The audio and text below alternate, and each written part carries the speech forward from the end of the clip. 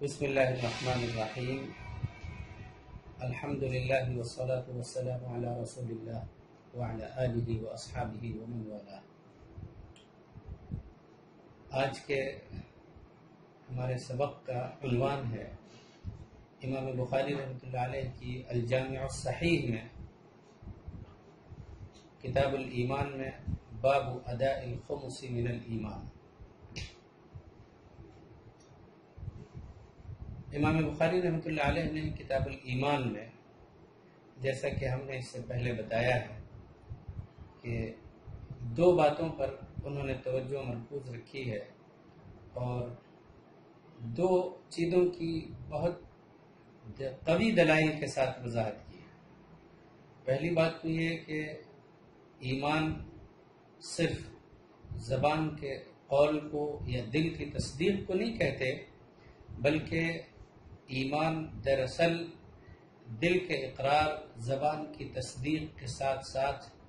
اعمال کے مجموعے کا بھی نام ہے۔ اعمال ایمان کا جز ہے، اس کا حصہ ہیں، ایمان کے بہت سے شعبے ہیں، اور انہوں نے کتاب الایمان میں اس کے مختلف شعبوں کو الگ الگ عناوین کے تحت ذکر کیا ہے۔ دوسری بات یہ ہے کہ جب اعمال ایمان کا حصہ ہے، اعمال ایمان کا جز ہیں، تو جو شخص ان کو اختیار کرنے والا ہوگا، جو اعمال کو اختیار کرے گا، جو ایمان کے تقاضوں اور اس کے اجزاء پر عمل کرنے والا ہوگا، اس کے ایمان میں اضافہ ہوگا، اور جو شخص جتنی مقدار میں کم اعمال اختیار کرے گا اس کا ایمان کم ہوگا۔ تو جیسے کہ شروع سے امام بخاری رحمۃ اللہ علیہ نے ان دونوں باتوں کی وضاحت بیان فرمائی ہے اور اپنے زمانے کے منحرف عقائد اور افکار کی تردید کرتے ہوئے یہ فرمایا ہے کہ ایمان صرف تصدیق کو نہیں کہتے، ایمان صرف زبان کے اقرار کو نہیں کہتے، بلکہ اس کے ساتھ اعمال بھی ضروری ہیں، اعمال اس کا جز ہے، اس کا حصہ ہے۔ اور دوسرے یہ کہ الایمان یزید وینقص۔ اس ضمن میں آج کا جو ترجمۃ الباب ہے جس کو امام بخاری رحمۃ اللہ علیہ نے قائم فرمایا، وہ ہے باب اداء الخمس من الایمان، یعنی خمس کا ادا کرنا، مال غنیمت میں سے خمس نکالنا، یہ بھی ایمان کا ایک شعبہ، ایمان کا ایک جز، ایمان کا ایک تقاضا ہے۔ ترجمۃ الباب سے، عنوان سے ان کا مدعا اور امام بخاری رحمۃ اللہ علیہ کا مقصود و مطلوب بالکل واضح ہے۔ اس باب کے تحت جو امام بخاری رحمۃ اللہ علیہ نے روایت ذکر فرمائی ہے، وہ روایت حدیث وفد عبد القیس کہلاتی ہے۔ اس روایت سے ہم انشاءاللہ گفتگو کریں گے اور چند ضروری امور کی طرف توجہ دلائیں گے۔ امام بخاری رحمۃ اللہ علیہ نے اس باب کے تحت جو روایت ذکر کی ہے، اس میں یہ ثابت کیا ہے اور یہ بتانا چاہا ہے کہ مال غنیمت میں سے 5واں حصہ نکالنا یہ ایمان کا جز ہے، ایمان کا ایک عمل ہے، ایمان کا ایک تقاضا ہے، جس کی صراحت اس روایت میں موجود ہے۔ یہ حدیث، جس کو حدیث وفد عبد القیس کہا جاتا ہے، وہ امام بخاری رحمۃ اللہ علیہ نے اس کو اپنے شیخ علی بن الجعد سے روایت کیا ہے۔ فرماتے ہیں وبه قال حدثنا علی بن الجعد قال اخبرنا شعبة عن ابی جمرة قال كنت اقعد مع ابن عباس يجلسني على سريره فقال اقم عندي حتى اجعل لك سهما من مالي فاقمت معه شهرين ثم قال إن وفد عبد القيس لما أتوا النبي صلى الله عليه وسلم قال من القوم أو قال من الوفد قالوا ربيعة قال مرحبا بالقوم أو قال بالوفد غير خزايا ولا ندامة۔ یہ روایت طویل ہے، ہم اس وقت اتنے سے جز کی پہلے تشریح کرتے ہیں۔ حضرت ابو جمرہ فرماتے ہیں کہ میں حضرت عبداللہ ابن عباس کے ساتھ بیٹھتا تھا۔ حضرت ابو جمرہ یہ فرماتے ہیں کہ میں حضرت عبداللہ ابن عباس کے ساتھ بیٹھتا تھا، وہ مجھے اپنی مسند پر بٹھایا کرتے تھے۔ شارحین نے لکھا ہے کہ یہ اس وقت کی بات ہے جب حضرت عبداللہ ابن عباس رضی اللہ تعالی عنہ بصرے کے والی تھے، اور حضرت ابو جمرہ وہاں حضرت عبداللہ ابن عباس کی خدمت میں حاضر ہوا کرتے تھے، بڑے صاحب علم تھے اور فارسی زبان بھی جانتے تھے، اور یہ حضرت عبداللہ ابن عباس کے لیے فارسی سے عربی زبان میں ٹرانسلیشن کا اور ترجمے کا کام بھی کرتے تھے۔ یعنی اگر فارسی سے متعلق کوئی موضوع ہوتا تھا، کوئی خط لکھوانا ہوتا تھا، یا کوئی شخص ان کے پاس آتا تھا اور حضرت عبداللہ ابن عباس اسے کچھ کہنا چاہتے تھے یا وہ اپنی بات ان سے کہنا چاہتا تھا، تو بحیثیت مترجم کے حضرت ابو جمرہ درمیان میں ہوتے تھے اور وہ ترجمہ کرتے تھے۔ غالباً اسی زمانے کا واقعہ ہے۔ مسلم شریف کے حدیث میں یہ صراحت ہے کہ ایک عورت حضرت عبداللہ ابن عباس کی خدمت میں حاضر ہوئی اور اس نے آ کر نبیذ جر کے بارے میں، یعنی وہ نبیذ جس کو مٹکے اور گھڑے میں بنایا جاتا تھا، اس کے بارے میں سوال کیا۔ تو حضرت عبداللہ ابن عباس نے یقیناً فتویٰ ارشاد فرمایا ہوگا، تو اس موقع پر ابو جمرہ وہ بھی موجود تھے اور انہوں نے یہ کہا، انی انتبذ فی جرۃ خضراء نبیذا حلوا فاشرب منه، حضرت میں بھی ایک سبز گھڑے میں نبیذ بناتا ہوں اور وہ میٹھی نبیذ میں تناول کرتا ہوں، میں پیتا ہوں۔ تو حضرت عبداللہ ابن عباس نے ارشاد فرمایا تھا، قال لا تشرب وان كان احلى من العسل، ہرگز اس کو نہ پینا اگرچہ وہ شہد سے زیادہ میٹھی کیوں نہ ہو جائے۔ اب اس روایت کو اور مسلم شریف کے اس واقعے کو جب ہم مربوط کرتے ہیں تو ایسا محسوس ہوتا ہے کہ حضرت عبداللہ ابن عباس نے ابو جمرہ سے اسی پس منظر میں وفد عبد القیس کا تذکرہ کیا ہوگا کہ انہوں نے نبیذ کے بارے میں سوال کیا۔ جب نبیذ کے بارے میں سوال کیا اور مٹکے میں وہ نبیذ بنایا کرتے تھے، تو حضرت عبداللہ ابن عباس نے اس مناسبت سے ان کے سامنے یہ تذکرہ کیا کہ حضور صلی اللہ علیہ وسلم کی خدمت میں بھی عبد القیس کے قبیلے کے لوگ حاضر ہوئے تھے اور حضور صلی اللہ علیہ وسلم نے ان کو مٹکے میں اور دیگر برتنوں میں نبیذ بنانے سے صراحت کے ساتھ منع فرمایا تھا۔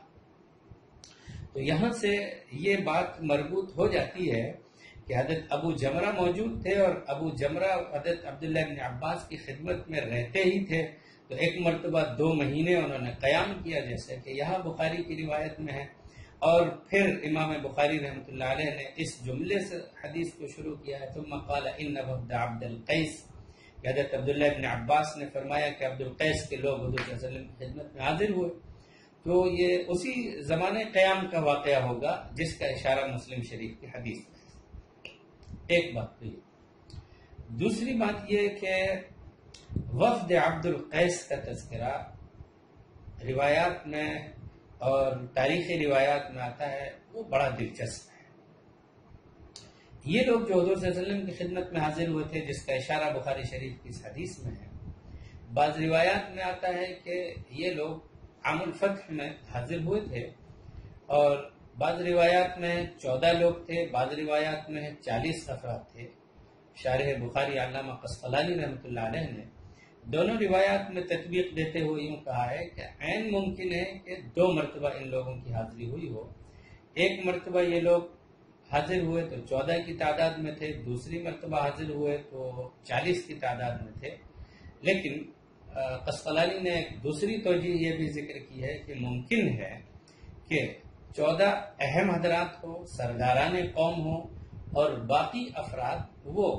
عامت الناس میں سے ہوں، اس لیے 14 کا تذکرہ بھی ملتا ہے اور 40 کا تذکرہ بھی ملتا ہے۔ بہرحال یہ لوگ جو حضور صلی اللہ علیہ وسلم کی خدمت میں حاضر ہوئے تھے، تو ان کا قصہ یہ تھا، ایک صحابی تھے جن کا نام منقذ ابن حبان ہے، انہوں نے پہلے ہی اسلام قبول کر لیا تھا، اور یہ لوگ جو عبد القیس کا قبیلہ تھا، یہ بحرین کے رہنے والے تھے، بحرین سے حضور صلی اللہ علیہ وسلم کی خدمت میں حاضر ہوئے تھے، اور ان کی آمد سے قبل منقذ ابن حبان کسی وقت حضور کی خدمت میں حاضر ہوئے ہوں گے اور انہوں نے اسلام قبول کر لیا تھا، حضور صلی اللہ علیہ وسلم کے پاس رہتے ہوئے سورہ فاتحہ اور سورہ اقرا پڑھی تھی۔ جب وہ اپنے قبیلے میں واپس گئے تو حضور صلی اللہ علیہ وسلم نے ان کے ساتھ ان کے قبیلے کے افراد کے نام ایک دعوتی خط بھی روانہ فرمایا تھا، اور یہ کہا تھا کہ اپنے قبیلے کے افراد کو یہ خط میرا پہنچا دینا، یہ پیغام پہنچا دینا جس میں ایمان لانے کی دعوت تھی۔ جب منقذ ابن حبان اپنے قبیلے میں واپس گئے اور بحرین پہنچے تھے تو انہوں نے وہ خط چھپا لیا اور کوئی مصلحت اس میں سمجھی ہوگی کہ اس وقت اس کا تذکرہ نہ کریں، اور انہوں نے اپنی قوم کے افراد سے اس کا کوئی ذکر نہیں کیا، لیکن خود چپکے سے گھر میں نماز پڑھتے تھے۔ ایک دن ان کی بیوی نے دیکھا کہ یہ کیا کر رہے ہیں، یہ قبلے کی طرف رخ کرتے ہیں، اپنی پیٹھ کو جھکاتے ہیں، سجدہ کرتے ہیں۔ تو انہوں نے ان کے اس نئے عمل کا تذکرہ اپنے والد سے کیا کہ وہ جب آئے ہیں یثرب سے تو ایک عجیب طرح کی عبادت کرتے ہیں، اور پوری تفصیل سے انہوں نے اپنے والد سے اس کا ذکر کیا۔ ان کے والد نے اپنے داماد منقذ بن حبان کو بلایا اور ان سے تفصیلات پوچھی، تو انہوں نے تفصیلات سے آگاہ کیا اور حضور صلی اللہ علیہ وسلم کا خط ان کو سنایا۔ پھر انہوں نے بھی حضور صلی اللہ علیہ وسلم کے اس خط کو پوری قوم کے سامنے پیش کیا، اور ان لوگوں کے دل میں ایمان اتر گیا اور سب نے اسلام قبول کر لیا۔ جب انہوں نے اسلام قبول کیا تھا تو حضور صلی اللہ علیہ وسلم کی خدمت میں شوق تعلم ان کو لے کر آیا۔ وہ حضور سے ملاقات کے شوق میں، حضور صلی اللہ علیہ وسلم کے دیدار کے شوق میں، آپ سے ملاقات کے شرف کو حاصل کرنے کے لیے مدینہ منورہ حاضر ہوئے۔ یہ تھا وہ پس منظر جو وفد عبد القیس کا تھا۔ اس کے بارے میں حدیث کے الفاظ یہ ہیں، ان وفد عبد القیس لما اتوا النبی صلی اللہ علیہ وسلم، جب اس وفد کے لوگ حضور صلی اللہ علیہ وسلم کی خدمت میں حاضر ہوئے تو آپ نے ان کا استقبال فرمایا اور ان سے یہ فرمایا، من القوم او قال من الوفد، بھئی کون لوگ آئے ہیں؟ جب تعارف ہوا اور انہوں نے بتایا، قالوا ربیعہ، کہ ہم قبیلہ ربیعہ کے لوگ ہیں، ان کے یہ دونوں خاندانی نام تھے، تو حضور صلی اللہ علیہ وسلم نے ان کا استقبال کیا اور فرمایا، مرحبا بالقوم او قال بالوفد غیر خزایا ولا ندامہ، خوش آمدید ہے ان حضرات کے لیے جو بغیر شرمندگی کے آئے، بغیر افسوس اور ندامت کے آئے ہیں۔ یعنی ایسا نہیں ہوا کہ ان سے جنگ ہوتی اور جنگ میں شکست کھاتے، اس کے بعد بحیثیت جنگی قیدی کے یہاں پر لایا جا اور مجبوراً ایمان قبول کرتے، بلکہ آپ نے ان کے استقبال میں ایسا جملہ ارشاد فرمایا جس سے ان کے کام کی اور ان کے ایمان قبول کرنے کے طرز و اسلوب کی آپ نے ہمت افزائی فرمائی، خوشی کا اظہار فرمایا، اور یہ کہا کہ یہ ایسے لوگ ہیں جن کو نہ شرمندگی اٹھانا پڑی، نہ ندامت اٹھانا پڑی، اور نہ انہیں کوئی رسوائی کا سامنا کرنا پڑا، بلکہ نہایت اعزاز کے ساتھ، بہت شوق کے ساتھ اور دلچسپی کے ساتھ انہوں نے اسلام کو قبول کیا۔ اس کے بعد ان لوگوں نے حضور صلی اللہ علیہ وسلم سے عرض کیا اور یہ فرمایا،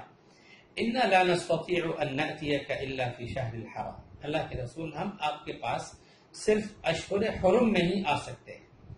ہم صرف اسی زمانے میں آپ کے پاس آ سکتے ہیں جس زمانے میں عرب کے قبائل قتل و قتال کو، باہمی جنگ کو ناجائز اور حرام سمجھتے تھے، اور انہوں نے یہ عرض کیا، وَبَيْنَنَا وَبَيْنَكَ هَذَا الْحَيِّ مِنْ كُفَّارِ مُضَرَّ، اللہ کے رسول ہمارے اور آپ کے درمیان یہ مضر کے کفار رہتے ہیں، تو ظاہر ہے کہ ہم انہی دنوں میں آ سکتے ہیں جن دنوں میں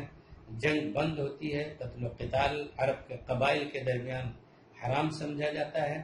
اس لیے کہ اور دنوں میں اگر ہم یہاں حاضر ہوں گے تو ہماری حاضری میں اور آنے میں درمیان میں یہ کفار رکاوٹ ڈالیں گے، حائل ہوں گے،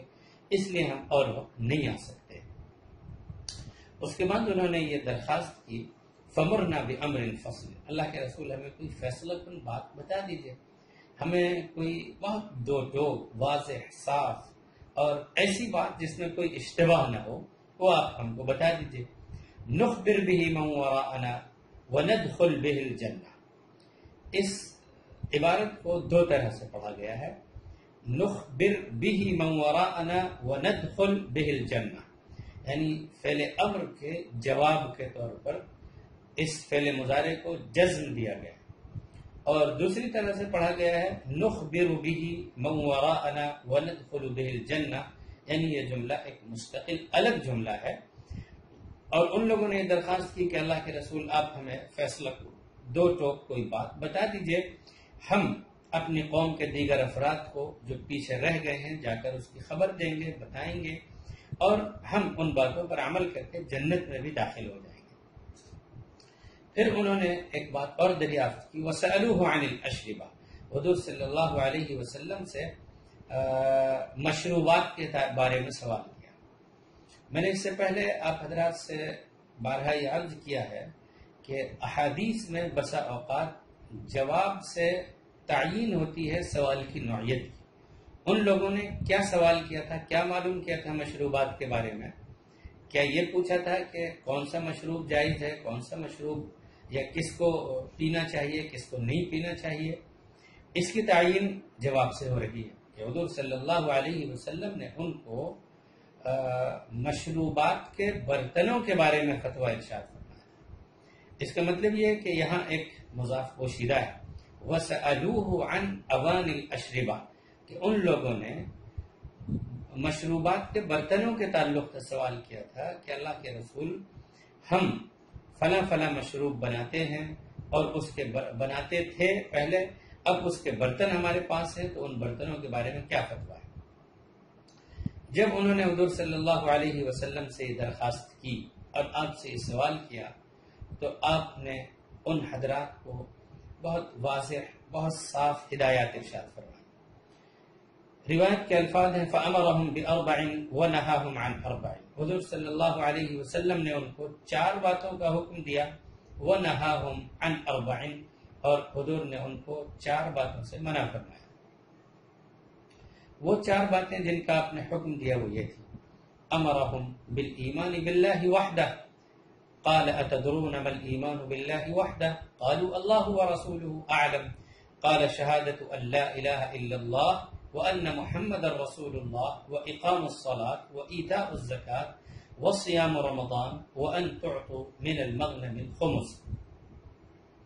حضور نے انہیں 4 باتوں کا حکم دیا۔ آپ نے ارشاد فرمایا امرهم بالایمان باللہ وحدہ، حضور نے انہیں ایک اللہ پر ایمان لانے کا حکم دیا، اور پھر فرمایا جانتے ہو ایک اللہ پر ایمان کیا چیز ہے؟ انہوں نے عرض کیا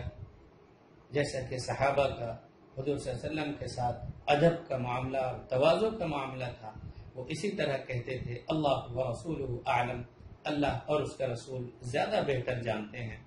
تو آپ نے ارشاد فرمایا شہادت اللہ الہ الا اللہ، اس کی گواہی دینا کہ اللہ کے سوا کوئی معبود نہیں اور محمد صلی اللہ علیہ وسلم اللہ کے رسول ہیں، نماز قائم کرنا، زکوٰۃ دینا، رمضان کے روزے رکھنا، وَأَن تُعْطُوا مِنَ الْمَغْنَمِ الْخُمُسِ، اور یہ کہ تم مال غنیمت سے خمس ادا کرو۔ اب دیکھیے اس بات کو یہاں سمجھ لیجئے کہ حضور صلی اللہ علیہ وسلم نے انہیں اللہ پر ایمان لانے کا حکم دیا۔ حدیث کے الفاظ تھے امرهم باربع، حضور صلی اللہ علیہ وسلم نے ان کو 4 باتوں کا حکم دیا، اور حدیث کے الفاظ پر غور کریں، امرهم بالایمان باللہ، حضور صلی اللہ علیہ وسلم نے انہیں ایک اللہ پر ایمان لانے کا حکم دیا۔ اب اس کے بعد اس کی تشریح ہے، آپ نے فرمایا اتدرون ما الایمان باللہ وحدہ، جانتے بھی ہو ایک اللہ پر ایمان کا کیا مطلب ہے؟ لوگوں نے جب کہا کہ اللہ اور اس کا رسول بہتر جانتے ہیں، آپ نے فرمایا شہادت دینا یعنی اقرار کرنا اللہ کی توحید کا اور نبی کی رسالت کا، نمبر 2 نماز پڑھنا، نمبر 3 زکوٰۃ دینا، اور نمبر 4 رمضان کے روزے رکھنا، اور 5ویں بات تھی ان تعطوا من المغنم الخمس، آپ نے انہیں یہ حکم دیا اور ان سے یہ فرمایا کہ مال غنیمت سے خمس ادا کیا کرو۔ تو سوال یہ پیدا ہوتا ہے کہ آپ نے انہیں 4 کون سی باتوں کا حکم دیا؟ جب ان باتوں کو دیکھتے ہیں تو یہ تو 5 ہیں، اور حدیث میں ہے کہ آپ نے 4 باتوں کا حکم دیا۔ اس کے بارے میں محدثین کی 2 رائے ہیں۔ ایک رائے تو یہ ہے کہ حضور صلی اللہ علیہ وسلم نے انہیں 4 باتوں کا حکم دیا، جن میں سے ایک بات یہ تھی کہ ایک اللہ پر ایمان لاؤ، اور پھر آپ نے جو 5 باتیں ارشاد فرمائی وہ دراصل ایمان کی عملی تشریح ہے، اور یہ سب مل کر ایک بات ہوئی۔ باقی اور مزید 3 باتیں جن کا حضور نے حکم دیا تھا وہ راوی نے بوجہ اختصار اس کو ذکر نہیں کیا، اس کو حذف کر دیا، یا اس کا تذکرہ اس سیاق میں مناسب نہیں سمجھا، لیکن بہرحال ان 3 باتوں کا یہاں پر تذکرہ نہیں۔ ایک تو محدثین نے یہ تشریح کی ہے، بعض محدثین کا یہ خیال ہے اور شارحین نے یہ ذکر کیا ہے کہ 4 ہی باتیں اس روایت میں منقول ہیں۔ امرہم بالایمان باللہ وحدہ، اللہ پر ایمان کا حکم دیا، اور پھر اس ایمان کی تشریح 4 اوامر سے، 4 احکام سے، 4 باتوں سے کی۔ نمبر 1 شہادتین، نمبر 2 نماز، نمبر 3 زکوٰۃ، نمبر 4 رمضان کے روزے رکھنا۔ یہ 4 باتیں یہاں تک مکمل ہو گئی۔ اب کبھی کبھی ایسا ہوتا تھا کہ حضور صلی اللہ علیہ وسلم کسی سائل کو اس کے سوال سے زیادہ اس کی ضرورت کو مد نظر رکھتے ہوئے یا حالات کے تقاضے کو مد نظر رکھتے ہوئے مزید کوئی نصیحت فرماتے تھے، اور یہ 5ویں بات ان تعطوا من المغنم الخمس کا جو تذکرہ ہے، یہ ان 4 ایمان کے احکام کے علاوہ مزید ایک حکم آپ نے ان کو دیا اور ان سے وضاحت فرمائی، اس لیے کہ صورتحال اور ان لوگوں کی جو حالت تھی وہ اس کی متقاضی تھی کہ انہیں مزید اس بارے میں بھی ہدایت دی جاتی کہ مال غنیمت سے خمس ادا کرو۔ اور صورتحال یہ تھی کہ چونکہ انہوں نے تذکرہ کیا تھا کہ قبیلہ مضر کے کفار سے ہماری جنگ رہتی ہے اور حالات ایسے رہتے ہیں کہ ہم صرف انہی ایام میں آ سکتے ہیں، تو اس کا مطلب صاف تھا کہ قبیلہ مضر کے جو کفار ہیں ان سے مستقل عداوت کا سلسلہ جاری رہتا ہے، اور اس میں جنگ کی نوبت بھی آتی ہوگی، تو انہیں اس جنگ کے تعلق سے بھی ایمان کے ایک اہم شعبے کی وضاحت کی ضرورت ہے، جس کے پیش نظر حضور صلی اللہ علیہ وسلم نے یہ وضاحت فرمائی وَأَن تُعْطُوا مِنَ الْمَغْنَمِ الْخُمُسِ۔ گویا 4 باتیں جن کا حکم دیا وہ تو اوپر منقول ہے، ایک یہ 5ویں بات مستقل طور پر اضافی تھی جو آپ نے ان کی ضرورت کو مد نظر رکھتے ہوئے ارشاد فرمایا۔ اب امام بخاری رحمۃ اللہ علیہ نے حدیث کے اسی جملے سے استدلال فرمایا، اور انہوں نے چونکہ اس سے پہلے شعب الایمان کی، ایمان کے اجزاء کی تشریح کرتے ہوئے نماز کا ایمان کا جز ہونا، زکوٰۃ کا ایمان کا جز ہونا، روزے کا ایمان کا جز ہونا، یہ پہلے مستقل ابواب کے تحت ثابت کر چکے، اس لیے اس روایت میں اگرچہ ایمان کے اجزاء اور شعبوں میں شہادتین کا، نماز کا، روزے کا اور زکوٰۃ کا تذکرہ ہے، لیکن چونکہ مستقل ان کے ابواب پر امام بخاری پہلے ذکر کر چکے ہیں اور مفصل تذکرہ اس کا کر چکے ہیں، اس لیے اس حدیث سے صرف اس جملے کو منتخب کر کے اس کو ترجمۃ الباب کے تحت ذکر کیا کہ خمس نکالنا مال غنیمت سے یہ بھی ایمان کا جز ہے، اس لیے کہ حضور صلی اللہ علیہ وسلم نے وفد عبد القیس کے سامنے ایمان کی تشریح کرتے ہوئے، ایمان کے اعمال کے ضمن میں ایمان کے مقتضیات کا تذکرہ کرتے ہوئے جو مستقل ایمان کا جز ہیں، شہادتین ہے، نماز ہے، روزہ ہے اور زکوٰۃ ہے، ان کا تذکرہ کرتے ہوئے آپ نے خمس نکالنے کا بھی تذکرہ کیا۔ تو یہاں سے امام بخاری رحمۃ اللہ علیہ نے بہت دقیق ترین استدلال فرمایا۔ اس کے بعد حدیث کا جملہ ہے وَنَهَاهُمْ عَنْ أَرْبَعٍ، حضور صلی اللہ علیہ وسلم نے ان کو 4 باتوں سے منع فرمایا، چونکہ ان لوگوں نے سوال کیا تھا ان برتنوں کے تعلق سے جن میں شراب بنائی جاتی تھی، تو آپ نے انہیں 4 برتنوں سے منع فرمایا، عن الحنتم والدباء والنقیر والمزفت وربما قال المقیر۔ حنتم کہتے ہیں مٹکے کو اور مٹی کے گھڑے کو، جس کو محدثین نے لکھا ہے ما قلیہ من الفخار، یعنی مٹی کا وہ گھڑا جس کو خوب چکنا بنایا جائے۔ دبا کہتے ہیں کدو کو، اس کو سکھا کر اس کو کھوکھلا کر لیا جاتا تھا اور اس کو بحیثیت برتن کے استعمال کیا جاتا تھا۔ ایک تیسرا برتن جس کا تذکرہ ہے نقیر، یہ نقرہ ینقرو سے ہے، نقرہ کا مطلب ہوتا ہے ٹھونگ مارنا، سوراخ کرنا، تو نقیر کہتے ہیں ما ينقر فی اصل النخلہ، یعنی کھجور کے درخت کے تنے میں یا اس کے جو جڑ ہوتی تھی اس کو کھوکھلا کر لیا جاتا تھا، اور اس کو کھوکھلا کرنے کے بعد اس کو بھی بحیثیت برتن کے استعمال کرتے تھے۔ مزفت کہا جاتا تھا جس میں تیل وغیرہ لگا کر اس برتن کو چکنا بنا دیا گیا ہو۔ مقیر کہا جاتا تھا معطولیہ بالقار، جس میں تارکول وغیرہ لگا کر کسی برتن پر اس کو چکنا بنایا جاتا تھا۔ یہ سارے برتن اس طرح کے ہوتے تھے جس میں برتنوں کے مسامات بند ہو جاتے ہیں، اور اگر اس میں کھجور اور پانی ڈال کر رکھ دیا جائے تو اس میں سکر اور نشہ پیدا ہو جانا یقینی ہوتا ہے، اور بہت جلدی اس میں نشہ پیدا ہو جاتا ہے۔ اب حضور صلی اللہ علیہ وسلم نے ان برتنوں کے استعمال سے کیوں منع فرمایا؟ کیا ظاہر ہے کہ نبیذ کا مسئلہ نہیں پوچھا تھا، اور آپ نے نبیذ کو یا جس میں سکر پیدا ہو جائے اس کے بارے میں نہیں ارشاد فرمایا، وہ تو کھلے طور پر ناجائز تھا، اس کے بارے میں تو معلوم تھا کہ اس کو استعمال نہیں کرنا ہے۔ یہاں صرف برتنوں کے استعمال کا مسئلہ تھا کہ آپ نے ان لوگوں نے برتنوں کا سوال کیوں کیا اور حضور نے برتن کے بارے میں کیوں منع فرمایا؟ اس لیے کہ نبیذ تو ناجائز تھی، نبیذ کو پینا اگر اس میں سکر پیدا ہو جائے وہ بالکل واضح مسئلہ تھا۔ علماء یہ کہتے ہیں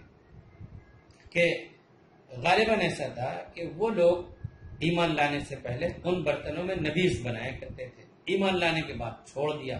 اب ان کے ذہن میں یہ اشکال تھا کہ ہم زمانے قدیم میں ان برتنوں میں نبیذ بنایا کرتے تھے، تو کہیں ایسا تو نہیں ہے کہ وہ برتن نجس ہوں، وہ ناپاک ہوں، یا ان کا استعمال جائز نہ ہو، اگرچہ ہم پانی ہی کے لیے اس کو استعمال کر رہے ہیں۔ تو انہوں نے ان برتنوں کا مسئلہ پوچھا کہ اللہ کے رسول وہ برتن جن کو نبیذ کے لیے یا ہم استعمال کرتے تھے مسکر مشروبات کے لیے، کیا ان کو استعمال کریں؟ تو آپ نے 4 نوعیت کے برتنوں سے یہاں پر منع فرمایا۔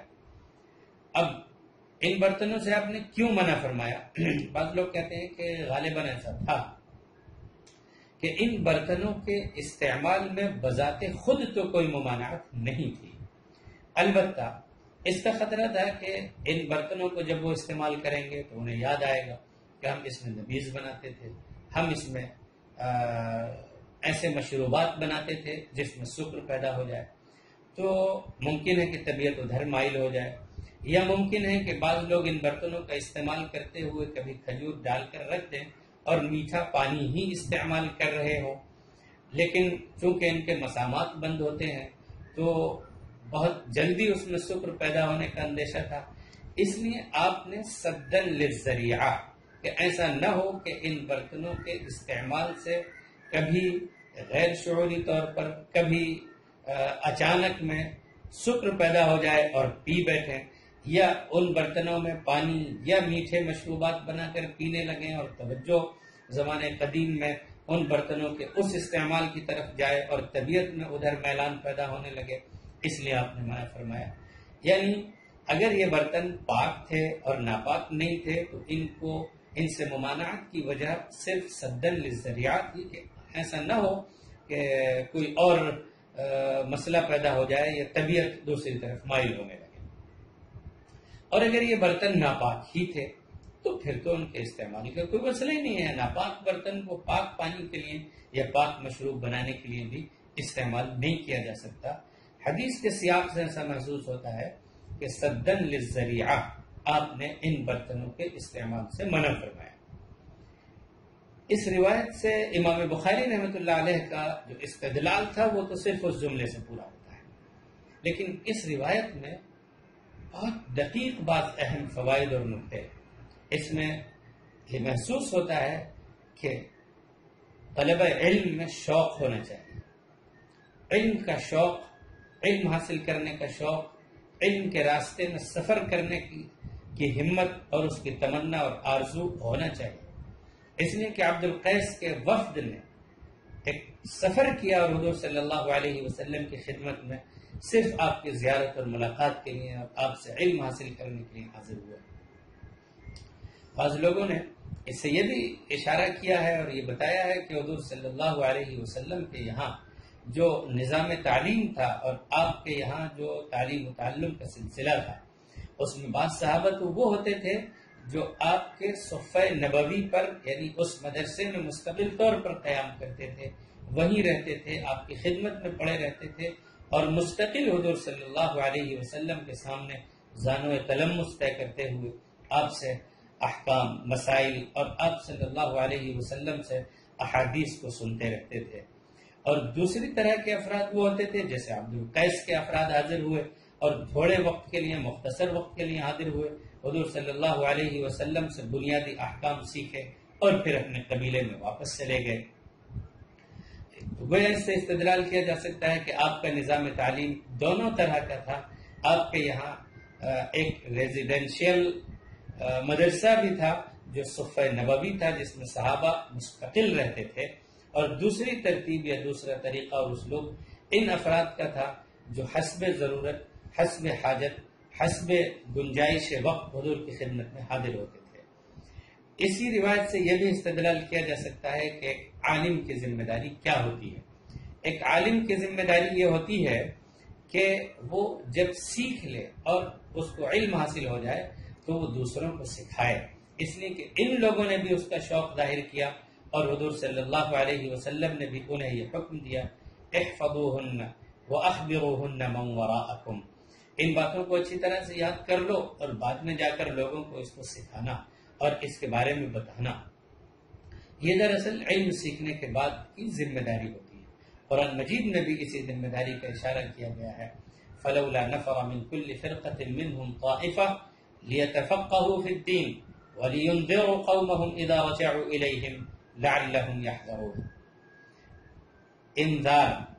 انذار کی ذمہ داری دی گئی ہے بعد الرجوع، جب اپنے قبیلے میں، اپنے علاقے میں، اپنے گھر میں، اپنے اہل میں واپس آ جائیں تو اب انذار کی ذمہ داری بنتی ہے کہ جو سیکھا ہے اس کو برملا بیان کریں، اس کا اظہار کریں، اس کے بارے میں لوگوں کو آگاہ کریں۔ یہ دراصل علماء کی ذمہ داری اور مسئولیت ہے، جس کا اشارہ اس روایت سے بھی ہوتا ہے۔ اس میں اور بھی بہت سے فوائد اور نکات ہیں، لیکن ہم آج کے درس میں اسی مختصر سی تشریح پر اکتفا کرتے ہیں۔ اللہ تعالی ہم سب کو ایمان کے تقاضوں پر عمل کرنے کی توفیق عطا فرمائے، اور اللہ تعالی ہمیں علم سیکھنے کے بعد اس کی ذمہ داریوں کو ادا کرنے کی توفیق عطا فرمائے، اور ہمارے اندر علم کا شوق روز بروز مزید پیدا فرمائے، اور ہمارے اس شوق کو فزوں تر فرمائے۔ وآخر دعوانا ان الحمد للہ رب العالمین، وصلی اللہ علی النبی الکریم۔